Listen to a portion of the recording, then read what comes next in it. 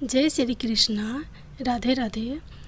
आज आप लोग एक कहानी के माध्यम से जानेंगे कि तुलसी के पास दिया जलाने से कौन सा फल मिलता है।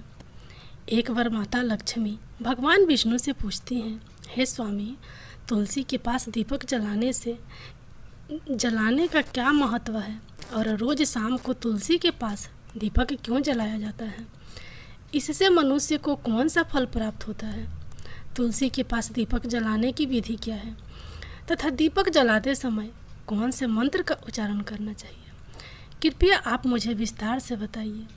तब भगवान विष्णु कहते हैं, हे देवी, आज आपने समस्त मानव जाति के कल्याण के लिए बहुत ही महत्वपूर्ण प्रश्न किया है। आपके इस प्रश्न का उत्तर देने से पहले मैं आपको एक प्राचीन कथा सुनाता हूँ, जिससे आपको सभी प्रश्नों के उत्तर मिल जाएंगे। इसलिए आप इस कथा को ध्यानपूर्वक सुनिए। इस कथा को ध्यान से पूरा सुनने मात्र से ही मनुष्य को 100 वर्षों तक तुलसी के पास दीपक जलाने का पुण्य प्राप्त होता है। फिर माता लक्ष्मी कहती हैं, हे स्वामी, मैं इस कथा को सुनने के लिए उत्सुक हूँ। कृपया आप इस कथा को सुनाना शुरू कीजिए। तब भगवान विष्णु माता लक्ष्मी को वह कथा सुनाने लगते हैं।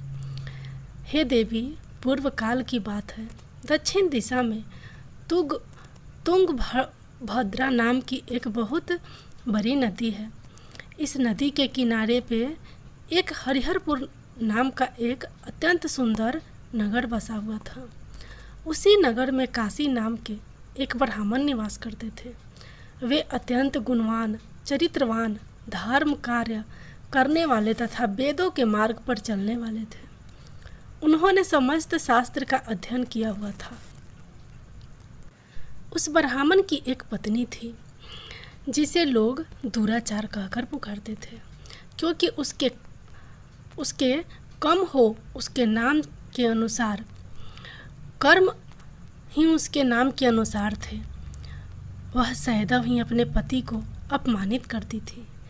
वह अपने पति के लिए कुवाच्य कहती थी, पति को भयंकर दुख देती थी, पति के लिए कभी भोजन नहीं बनाती थी। उसने अपने पति के साथ कभी शयन नहीं किया, कभी उसके साथ प्रेम से व्यवहार नहीं किया।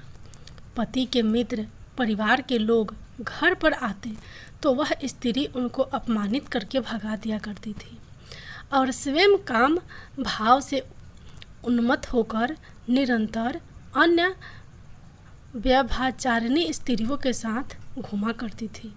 उसका मन पति को छोड़कर पराये पुरुषों में लगा रहता था। उसने कभी अपने पति से प्रेम से बात नहीं की, किंतु पराये पुरुषों के संग बैठकर बातें करती थी। पराये पुरुषों को मोहित करने के लिए सज धज कर गांव में घूमने जाया करती थी।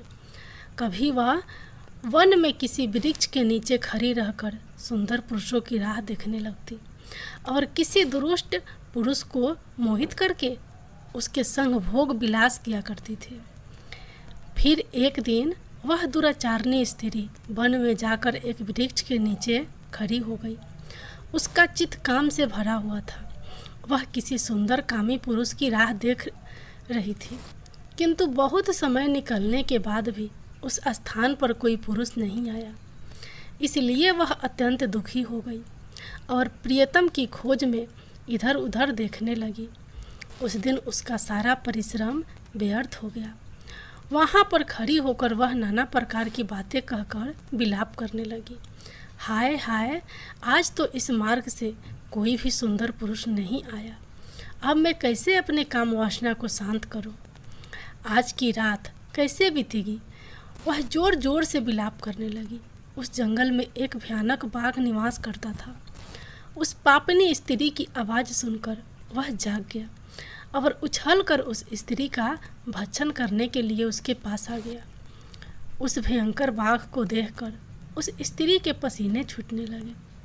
वह भय से थर थर काँपने लगी। वह स्त्री कुछ करती, इतने में ही उस बाघ ने अपने पंजे से उसे घायल कर दिया और वह स्त्री जमीन पर गिर पड़ी।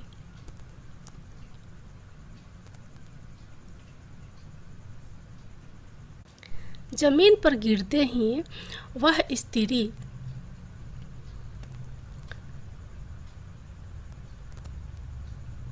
स्त्री चिल्लाते हुए बोली, अरे बाघ, तू किस लिए यहाँ पर आया है?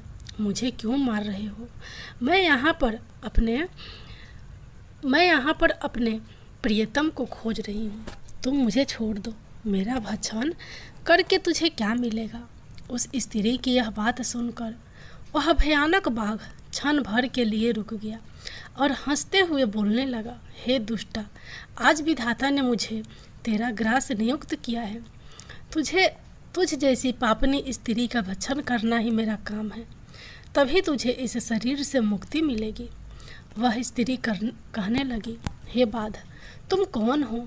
मुझे सच सच बताओ, तुम्हें किस कारण से बाघ की योनि में जन्म लेना पड़ा और तुम मुझ जैसी स्त्रियों का भक्षण क्यों करते हो? पहले मुझे सारी बात बताओ और फिर मेरा भक्षण करो। फिर वह बाघ कहने लगा, लगता है हे पापनी, मैं तुझे मेरे पूर्व जन्म का वृतांत सुनाता हूँ, किस कारण से मुझे बाघ बनना पड़ा। पूर्व काल में दक्षिण देश में एक नदी थी। उस नदी के तट पर एक नगरी बसी हुई थी। उस नगरी में मैं निवास करता था। एक ब्राह्मण का पुत्र था और नदी किनारे बैठकर यज्ञ आदि कार्य किया करता था। मैंने उस जन्म में अनेक पापियों के लिए यज्ञ किया, उन पापियों के घर का भोजन किया। मैंने धन के लोभ से अनेक पापियों के लिए कार्य किया। जिन वस्तुओं का दान ब्राह्मण को नहीं लेना चाहिए, उन वस्तुओं का दान भी मैंने ग्रहण किया और दूसरों से धन लेता था, लेकिन कभी वापस नहीं करता था।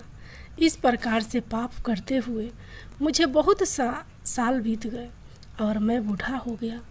मेरे बाल सफ़ेद हो गए, आंखें सूज गई, मुंह के सारे दांत गिर गए, लेकिन फिर भी मेरी दान लेने की आदत नहीं छूटी और मैं पाप करता गया।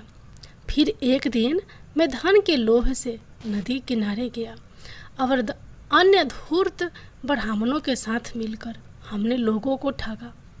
झूठ मंत्र वचन बोलकर हमने बिना विधि विधान किए ही देवी देवताओं का पूजन किया और बहुत सारा धन दान में ले लिया।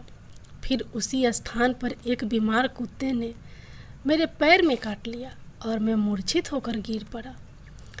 उसी क्षण मेरे प्राण चले गए। फिर यम के दूत उस स्थान पर प्रकट हुए और मुझे पकड़कर यमपुरी ले गए। वहाँ पर यमराज ने चित्रगुप्त से मेरे कर्मों को लेखा जोखा निकालने के लिए कहा। फिर चित्रगुप्त कहने लगे, हे धर्मराज, इस ब्राह्मण ने घोर पाप किए हैं।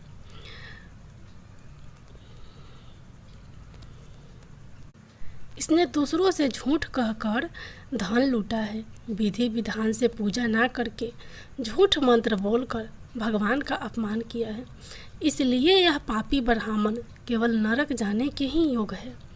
फिर यमराज ने अपने दूतों को आदेश देकर मुझे नरक की अग्नि में डाल दिया।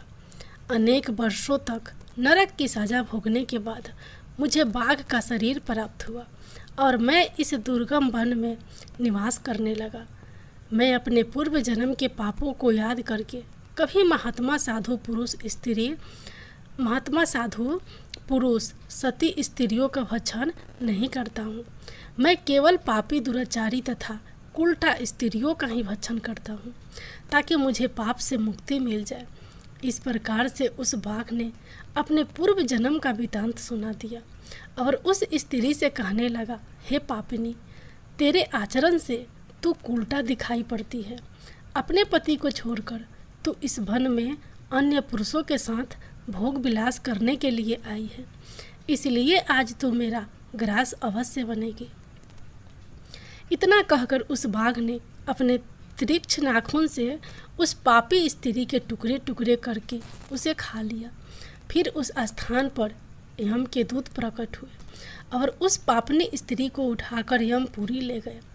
वहाँ पर उसे यमराज के सामने खड़ा किया गया। फिर चित्रगुप्त ने उस स्त्री का लेखा जोखा निकालते हुए यमराज से कहने लगे, हे धर्मराज, यह स्त्री तो अत्यंत पापिनी है। इसने घोर पाप किए हैं। इसने भव्य विचार किया है। इसने अपने पति को कभी सेवा नहीं की, अपने पति को भूलकर पराये पुरुषों के संग भोग विलास किया करती थी। उसके पाप को सुनकर यमराज ने उस स्त्री को अग्नि से भरे हुए कुंडों में डालने का आदेश दिया। अनेक वर्षों तक उसे उस कुंड में पकाया गया, फिर उसे निकालकर दूसरे नरक में डाल दिया गया। इस प्रकार से उसे अनेक वर्षों तक अलग अलग नरकों में डाला गया और नरकों में डालने के बाद वह महापापी स्त्री पुनः पृथ्वी लोक पर आकर चंडाल के रूप में उत्पन्न हुई। चंडाल के घर में जन्म लेकर वह फिर से अनेक पाप करने लगी, भव्य विचार करने लगी, अनेक पापी पुरुषों के संग विहार करने लगी। कुछ समय बाद पूर्व जन्मों के पापों के कारण उसे कोढ़ का रोग हो गया और वह भयानक पीड़ा सहन करने लगी। उसका अंग अंग जलने लगा, उसके नेत्रों से पीड़ा होने लगी। इस दुख को सहन करती हुई वह दिन बिताने लगी। फिर एक दिन वह तीर्थ में स्नान करने के उद्देश्य से अनंतपुरा में चली गई। वहाँ पर एक आश्रम के बाहर निवास करने लगी। वहाँ उस आश्रम में एक तुलसी का पौधा था। अन्य स्त्रियों को वहाँ पर तुलसी के पास दीपक जलाते हुए देखकर उस पापी स्त्री ने भी वहीं किया करती। उसने तुलसी के पौधे के पास एक दीपक जला दिया करती थी। फिर उसी रात हृदयघात से उसकी मृत्यु हो गई और यमराज के दूत उसे ले जाने के लिए वहाँ पर प्रकट हुए। जैसे ही यम के दूत उस पापी स्त्री को पास में बांध कर ले जाने लगे, तभी भगवान विष्णु के 2 पार्षद उस स्थान पर प्रकट हुए और उन्होंने उन दोनों को रोक लिया और कहने लगे, हे दूतों, इस स्त्री को तुम छोड़ दो। यह स्त्री नरक जाने के योग नहीं है। तुम किसके आदेश से ऐसा अधर्म कर रहे हो? फिर यम के दूत कहने लगे, हे पार्षदों, हम यमराज के आदेश से इस पापी स्त्री को उठाकर ले जा रहे हैं, किंतु आप हमें किस कारण से रोक रहे हैं? यह स्त्री अत्यंत पापी है, इसे नरक ले जाने की आज्ञा मिली है। फिर पार्षद कहने लगे, हे दूतों, यह स्त्री तो विष्णु भक्त है, यह नरक जाने योग्य नहीं है। इसने शाम को तुलसी के पास दीपक जलाया है, इसी कारण से इसके समस्त पाप नष्ट हो गए हैं, इसलिए अब यह नरक जाने के योग नहीं है। यह स्वर्ग जाने की अधिकारी बन चुकी है। पार्षदों की बात सुनकर यमदूतों ने उस स्त्री को उस स्थान पर छोड़ दिया और यमलोक लौट गए। वहाँ जाकर उन्होंने यमराज के सारा वृत्तांत सुना दिया। फिर भगवान विष्णु के पार्षद उस स्त्री को दिव्य विमान में बिठाकर स्वर्ग लोक ले गए। भगवान विष्णु कहते हैं, हे देवी, इस प्रकार से तुलसी के पास केवल दीपक जलाने मात्र से ही मनुष्य के सभी पाप नष्ट हो जाते हैं।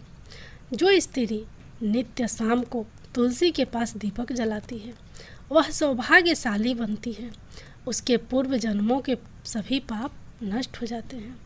उसे सुख समृद्धि की प्राप्ति होती है।